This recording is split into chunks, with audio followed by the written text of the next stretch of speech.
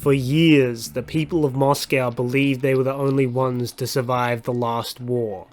For years, they were lied to. Not only would humanity survive throughout the rest of Russia, but seemingly throughout the rest of the world, possibly even the equal opposing force that destroyed the world alongside Russia, the puppet master of the NATO agitators, America. Barely anything is known about America, save for a few scraps of information, yet this is still more than we get for many other places, as well as much of this information being contained within the Metro Universe books, which are not in English. So I will cover what little information is given to us about the world in the mainline books and games, but the focus will be America. And much like my previous Metro video, I will make it known which medium the information I am discussing is from. However, given the minuscule amount of information available, there isn't anything contradictory between the mediums, so there's no reason the information has to be mutually exclusive. As general information from the Metro Universe books, as well as Artyom receiving radio signals from around the world in Metro 2035, we know that most, if not all of Europe was hit by nuclear weapons, with survivors being scattered throughout, much like Russia itself. In the games, it's hard to tell how much, if any, of the world is devastated. In Metro Exodus, after destroying the jammer in Moscow, radio signals start appearing from all over the world. At first glance, it might seem as though there aren't very many, indicating not many people left to use radios, but there's many factors that would skew this data. These dots would only be people using radios at that exact time, and if it's the middle of the day in Moscow, it will be the middle of the night in the Americas. There's also the fact that it's likely only picking up long-range transmissions. There could be plenty of local radio traffic in any country, but unless it has the range to reach Moscow, it wouldn't be picked up by the machinery in Moscow. So as much as it might appear as though this board of light says something about the state of the world, it could just as easily say nothing at all. Because of that, we have to use even less reliable evidence. As a promotional for Metro Last Light, a video was put up on the official website. Unfortunately, the link is long gone. Thankfully, it's been uploaded to YouTube and linked on the Metro Wiki. This video depicts how the last war played out, with two Middle Eastern countries launching nuclear weapons at each other, creating a chain reaction of the world's superpowers launching their nuclear arsenals. Now obviously this can't be taken at face value, as there are only a handful of nukes that are shown to launch compared to the 20,000 it lists at the start. What can probably be taken away is what countries, or at least continents, were hit, and possibly the order it happened in. Looking at the way events unfold, the first two countries that fire are in the Middle East. Then a third launches from out in the ocean, most likely from either a Pakistani or Indian submarine. Again, this is just essentially an artistic interpretation, but it seems this launch from the ocean ignites the flames of nuclear fire for the rest of the world. While many superpowers have stakes in the Middle East, Pakistan and India, there's no alliances in place that would result in direct nuclear war with the superpowers of the West and the East. It's possible that in this universe, one or more of these countries are in military alliances with other world superpowers, which cause the rest of the world to get involved. Regardless, nukes are subsequently launched from America, China, and Eastern and Central Europe. In this scenario, pretty much all of these regions would be devastated. Even if not directly hit, the radiation, refugees, lawlessness, and general collapse of supply chains would destroy any chance of society staying intact. This would mean basically all of North America, Europe, and most of the Middle East would fall into chaos. Even the relatively untouched areas such as South America and much of Asia, Africa, and Oceania would still struggle greatly from the cutoff of foreign materials and manufacturing. Perhaps by the time of the events of Metro, these regions have worked around these issues and returned to some sense of normalcy. But let's get back to the main topic, America. If there's one thing to take away from this animation, it's that America fires first. Now putting that on hold for the moment, let's just look at the most direct evidence we have for the state of America. At the end of Sam's story, if we chose the America ending, in the last cutscene we get a small glimpse of San Francisco. It's quite hard to tell from what we see whether or not this area has been affected by nuclear weapons or not. The one thing that I think gives it away is the lack of traffic on the road. So I think it's safe to say that the west coast of America has probably been nuked.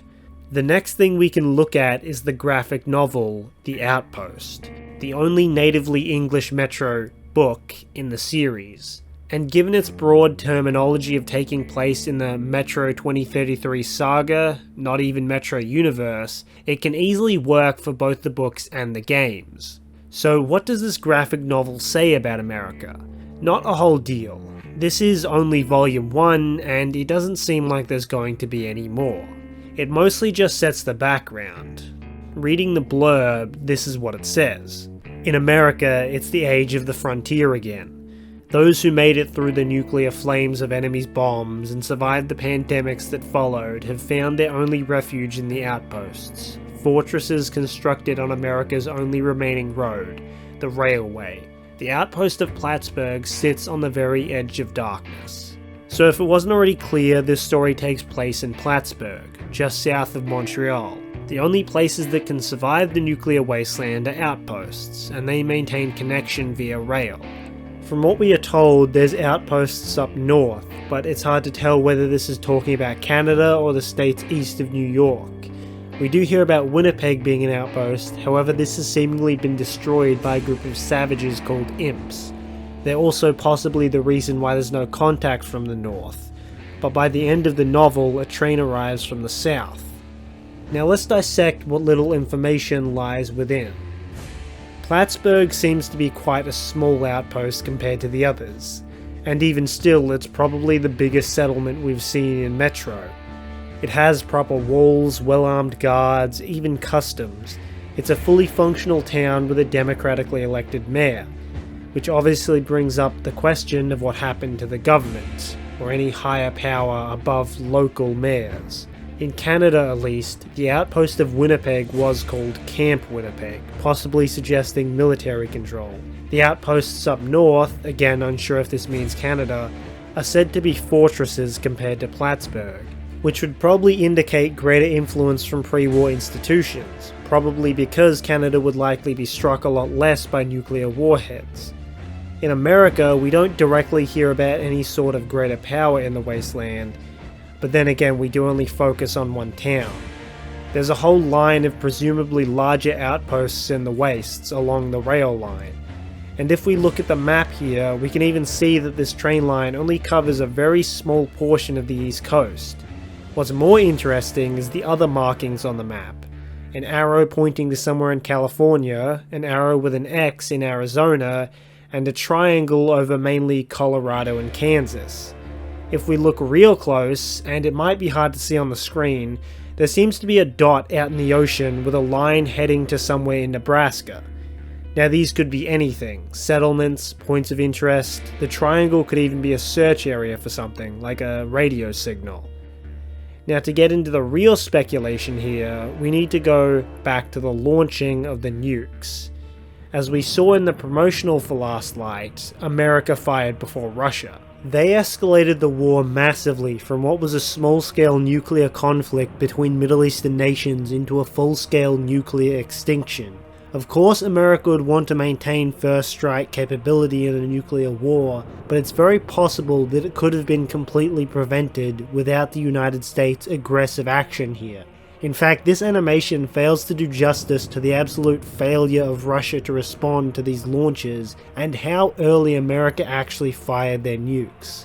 In Last Light, we can see in the opening cutscene and plane flashback, and to a lesser extent in the live-action trailer, Moscow being nuked. Russia is only barely launching its nuclear weapons before Moscow is impacted. Even the Kremlin, as we see in the books and games, was hit with a biological weapon and seemingly managed to kill a lot of the leadership before they could evacuate fully into Metro 2. Which lends credence to the idea that America's choice to go nuclear was incredibly unexpected, or just a severe failure in Russia's chain of command, or both. In Metro Exodus, when we see the flashback of the tank commander in Novosibirsk, they're blowing up the metro entrances in preparation for a nuclear strike. This is happening even before the missiles in the city are launched, and it is just before the flashback fades to black with what sounds like explosions in the background, possibly being American strikes on the city. So it was somehow communicated to the tank crews that a nuclear war was imminent, but not the actual missile silos? It's possible that America may have had some sort of anti-detection systems for their ICBMs, considering what is said in the books about how no one saw the Kremlin bioweapon coming. If the US had technology to, at the very least, confuse enemy early detection systems, it could explain why the Russian military was taking action in preparation for nuclear strikes, but may have not had the confirmation to initiate a full-scale launch. Regardless of the actual reason for Russia's late reaction, America's first strike attack seems to have had a decent success. As previously mentioned, it's quite possible all of the Russian civilian leadership was wiped out.